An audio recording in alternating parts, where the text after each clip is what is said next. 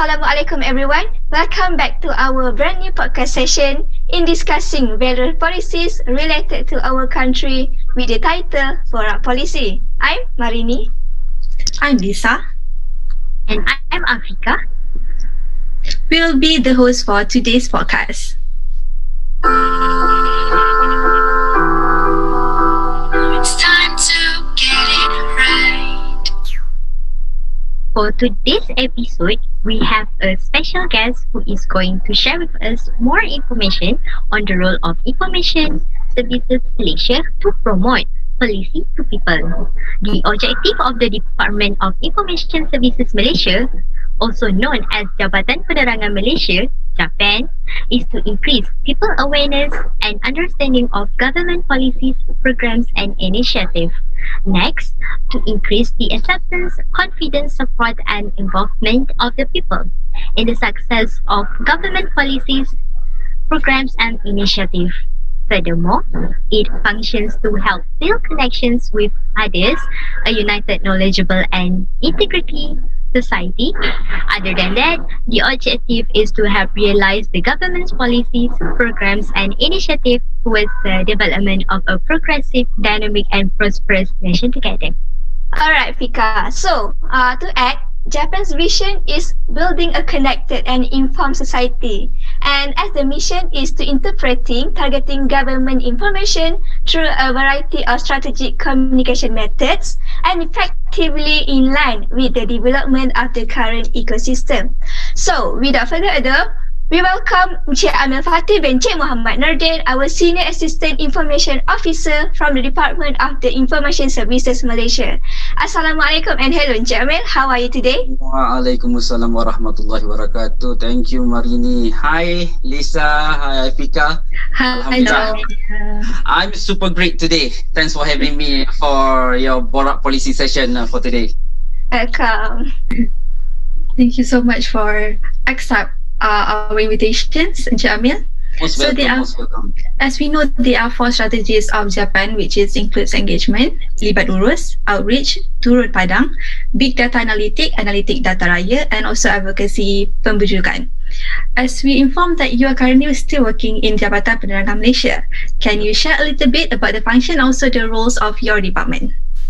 Well, before we go further, I would like to clarify to you that I'm currently serve under the Bahagian Perkhidmatan Komunikasi dan Pembangunan Masyarakat JaPen, also known as PKPM in the campaign division. And the 4 strategies that you mentioned before are basically is the backbone of the JaPen operation. Okay, back to the topic. We are focused on 7 areas in Jabatan Penerangan, which are outlined from the 4 strategies that were mentioned before. Okay, the first one is about the marketing of information on national policies. This is to increase people's understanding and support for the policies. The second one is about the expansion, the network of communication with the public through various event and program. Okay, for your information, there are more than 20 KPIs for major program developed and execution with the more than 40,000 engagement and smaller scales program networking program that we do every year at various level, national, states and even at all the districts throughout Malaysia. Okay, next about the developing creative and innovative digital content, which is we are focusing on the national policy through various media platform, such as we have Pentarama, Live Jam. Pentarama is one of the division we are using the entertainment approaches to the audience. And we also have influencer at JaPen. We invite all the influencer in Malaysia to have a discussion with us and so on. Okay, and the next one, producing and publishing publication and visual communication materials, such as we have books, we have pamphlets, we have a big board on the national policies. And next one, we also monitor and manage current issue to improve the efficiency of the government service to the public. And the last one, Japan also provide management services to the media houses and also provide public relation consultancy to government agencies. For your information, all the public relation officer, we call it PRO in the government sector, are provided by Japan. Me myself actually have 7 years of experience in PRO world, which is I'm as a PRO in Ministry of Science, Technology and Innovation before. And all in all, the function of Japan are to plan and to implement the marketing of information on national policies by organizing program through the face-to-face and in digital communication approach. With this role, we can further enhance the awareness, understanding, the spirit of unity, and also to get solid support from the people on all of the government policies, philosophies, and vision. Yep. Wow, that was very interesting, I think. Okay, I would like to ask you, Cik Amel, how do you describe your working experience when it makes it different from before the pandemic getting serious in our country? Okay, it's quite challenging actually for us since we are the champion in face-to-face communication or on the ground program before. But this is a new era, or we can call it a digital world of communication. We have to use all our sources and experiences to overcome this matter. Okay, for example, before the pandemic, our office in the district have been upgraded as the Pusat Maklumat Rakyat. But because of pandemic, it is hard for people to come and visit our Pusat Maklumat Rakyat because of that MCO actually. To overcome the problem and to make sure all people still get access to the right information, Japan has come out with several new digital-based programs such as Info on Wheels, Japan TV, online competition, and so on. Alhamdulillah, most of our programs are successful and accepted by the communities. However, we admit that it is difficult for us to get the attention from the public as compared to what we have got before the pandemic. Yeah. Yeah, right. So, okay, according to the programs that you have held before, so we know that Japan is an organization that need to inform the public about the policies in Malaysia. So, can you tell us what is the more deeply about the Japan's role in disseminating issues, news and policies regarding COVID-19? Alright, Marini. Since pandemic COVID-19 occurs and the government announced MCO, Movement Control Order, Japan has been given responsibility to raise public awareness on the importance of obeying MCO SOP while highlighting the COVID-19 threats. We also took an initiative to make the public service announcement to the preventive measures against COVID-19 to make sure public know how to keep themselves safe from the pandemic in early stage. Besides, Japan, through the Ministry of Communication and Multimedia Malaysia, also has been instructed to run an effective new norm campaign to make sure all the information, policies, SOP that have been outlined by the government successfully reached by public, and to make sure they understand actually. This campaign has been launched by Yang Amat Berhormat Perdana Menteri on 8th August 2020 in Paguh, Johor. Yeah. I see. So I think we will move to a further question, which is on how your organization to deal with large amounts of information of data, and what is your effective approaches with a large amount of information data, and I think, is it affect your organization? Okay, Pika, it's not that hard if we do it in the right way. Okay, all the information and data that we receive has go through several process to make sure that we can communicate and disseminate those information effectively to our audience. Okay, firstly, when we receive certain information, we have to make sure that it is coming from the right source. Okay, we always has to check the facts with all the related agencies, identify the key person and providing communication channel among the agencies to make sure that everyone talks on the same page. All right, then we have to discuss and develop a communication plan to identify which party has to play which role. Okay, to establish the timeline to implementation and monitor the execution process.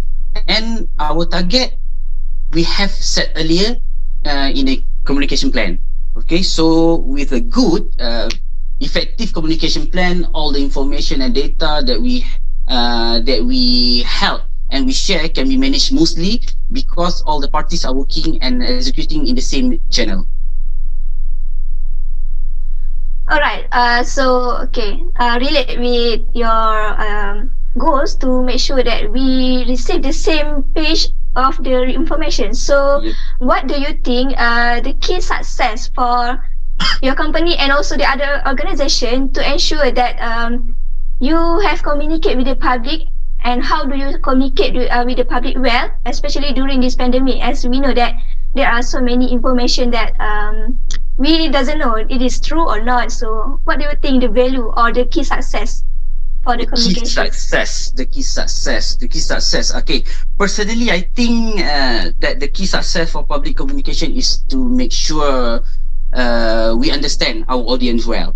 Okay, we cannot bombard the public with piles of information or else they will lose their interest to listen. Actually, we have to know who is our audience, what are their interests and the benefit that they can get from the policies or information delivered to them.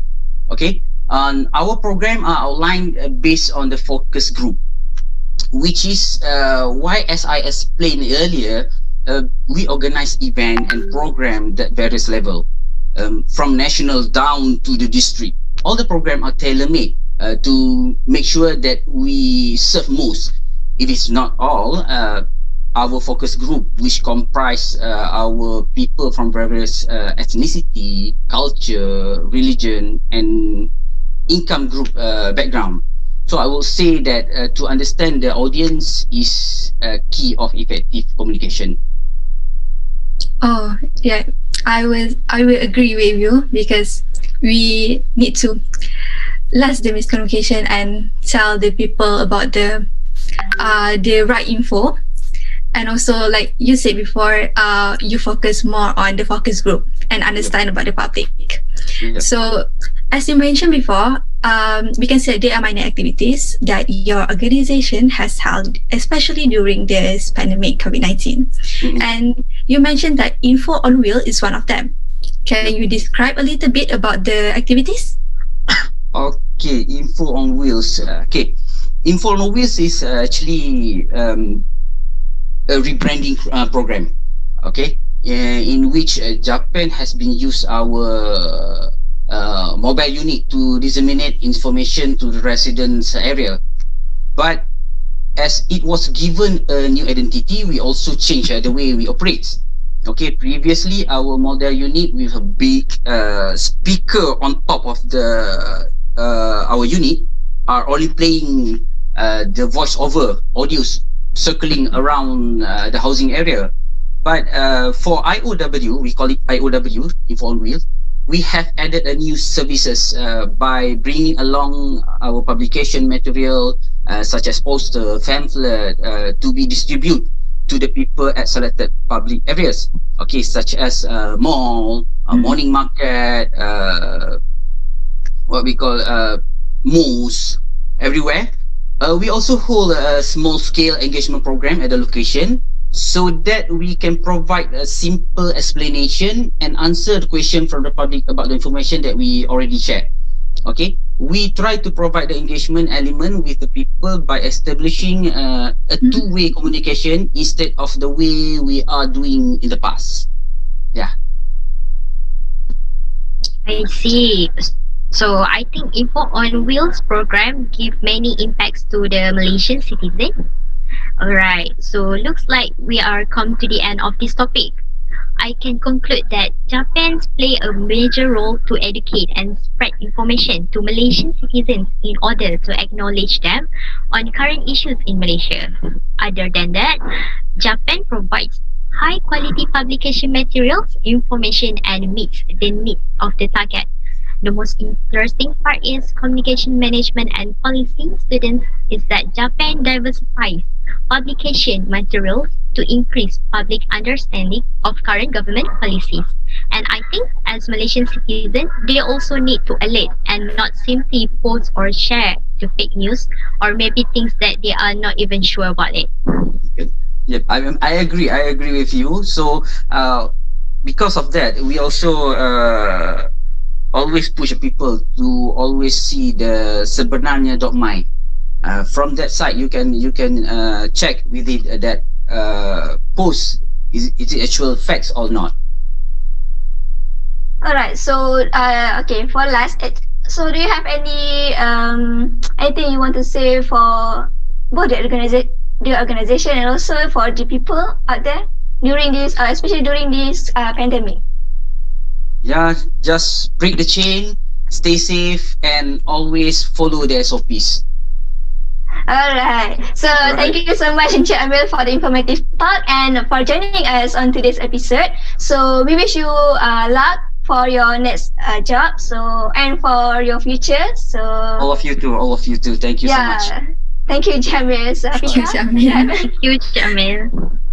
Okay, so I would like to give a little bit last for our listeners. Dear admissioners, we hope you gain knowledge and information from what we have discussed just now. But before we end today's podcast, please stay safe by taking some simple precautions such as physical distancing, wearing a mask, especially when distancing cannot be maintained. Avoid crowds and close contact. Clean your hands and cough into a bent elbow or tissue. Stay safe and break the chain. Oh, don't forget to follow us on Instagram at AdmissionCMP. See you next week. Satu, dua, tiga.